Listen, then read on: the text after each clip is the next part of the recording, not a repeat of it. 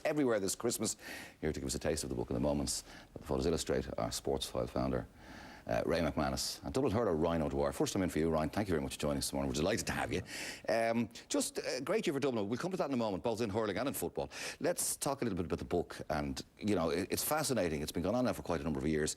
How long was the actual final editing take? Because you must have thousands of brilliant pictures.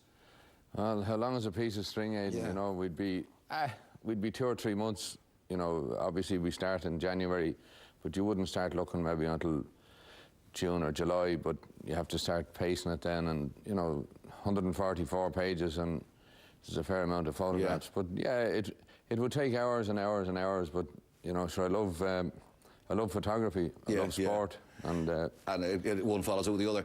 Is it fair to say that this year there would be a huge, or maybe a dominant entry level for Dublin footballers and hurlers? Some have said, because I'm a Dub myself and I wear the Dublin colours, there is. But no, I think the Cork ones and the Kilkenny, you know, I think we've I'd say we've 20 or 25 counties in it, you know. Right. And it's not just players, it's fans, it's administrators, it's referees, it's policemen, it's Gardaí, it's whoever. There's a picture taken in New York of a little child, you know, with a cone going to the Roscommon New York match.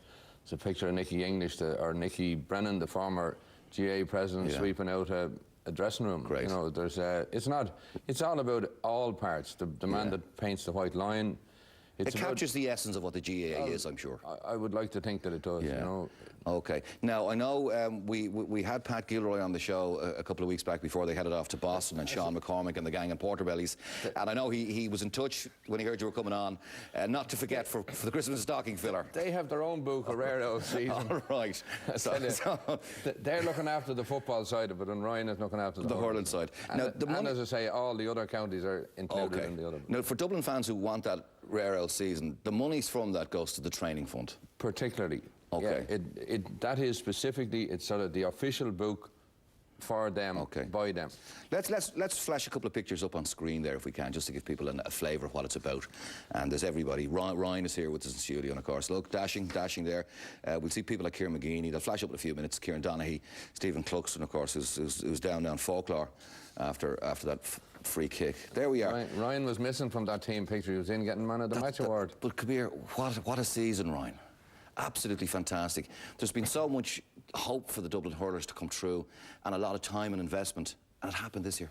It's been bubbling under for the last few seasons, but this year of the National League, just wonderful. Yeah, I'm very lucky for the year I made the switch. Like, he couldn't have timed it better. But like, we're not unlike any other county. At the start of last year, I'd say the odds for us to win a league last year, I'd say huge. Could have been 100 to 1. But we set our games at the start of last year, and they were to win All Ireland. Now, unfortunately, we dropped that a little bit short. But next year, the same thing. We've the same aim. Every county has the same aim, so we just need to get that little bit. I hope we have the rub of the green a little bit. Do the hurlers sometimes feel a little left out because of the attention the footballers would command every year? Personally, I don't think so. Like the publicity we've got this year, like it's unlike anything I've ever experienced before. Like even the All-Ireland final in Croker, the football final, I never thought I'd be shouting for Dublin football team as much as I did. Just at one stage I was there with a couple of people that they told me shut up. Really? Yeah, stop. Like, I couldn't lose that. I have a soft spot for tip football. Okay. And they won the minor. Yeah. And then the Dubs won the senior, so I had a great day. You'd win. And what must be said for Tipperary minors, what a fantastic breakthrough. Oh, unbelievable. And the manner in which the goal was scored. Gut-wrenching from a Dublin perspective. Yeah, goal of the season, I think personally, just he showed some character. Fluke of the season. Oh, we're off Dublin versus Tipperary. By the way, I have an ideal name now that I think of it. If they win the hurling next year, we can call it a Rare Old Double. That'd be good, wouldn't it? That'd be good. It would be lovely to. It would have been lovely to see both of the teams being feted around the city on an open-top bus with the National League title and the All-Ireland. Yeah. It's probably a little bit late for that, but I think genuine GA fans would have appreciated that. A picture that would just come on the screen a couple of minutes ago that we're behind with the ex-manager Pillar Caffrey. Yeah, I saw it actually. On duty. I took that photograph, and to be fair, himself and Dave Billings were there, and it was a great. It was a magic moment, I think, for him. He put a lot of years into it, and he deserves some credit. It was unlucky that he wasn't there. I think he was unlucky himself not to win an All-Ireland.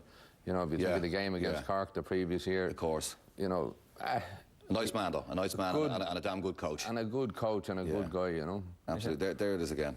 I think it was great for Dave. Like, if you think of Dublin GA, you think of Dave Williams for hurling and football. And one of the most famous substitutes in his day as well as a player. I mean, I remember that All-Ireland. Of course, he had a huge career in banking as well.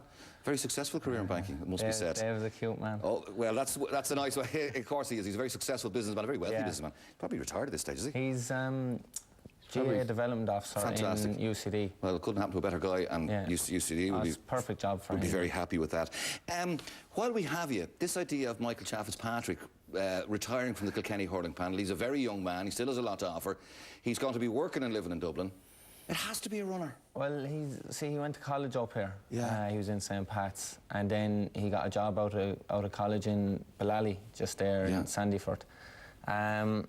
Just happened that I bumped into him. Good man. In From a Dublin perspective. Copperface Jacks of all places a couple of weeks back, and it was the day, or it was the same weekend that it came out about the Dublin thing, and he said no, it wasn't true. That I think next year you'll probably see him in Portobello's in Boston. Okay, yeah, for the summer, enjoying the summer. Yeah, he's talking about going out there for the summer. Okay. So, well, good luck to him, and maybe the season after he might make himself available. Ray, where can we get the books? The book is available nationwide, and thanks be to God, Ulster Bank sponsor it. All right. And sure, we hope it's good value for money. $29.95, available nationwide. Okay, well, a lot of people have right through the series, they bought the whole lot, so you've got a fan base. There's 15 of them, and I think this is nearly the best of them. Okay, excellent stuff. And Rare L season, where can that be? Same job, most book outlets? Well, Dublin outlets particularly. Okay, all right.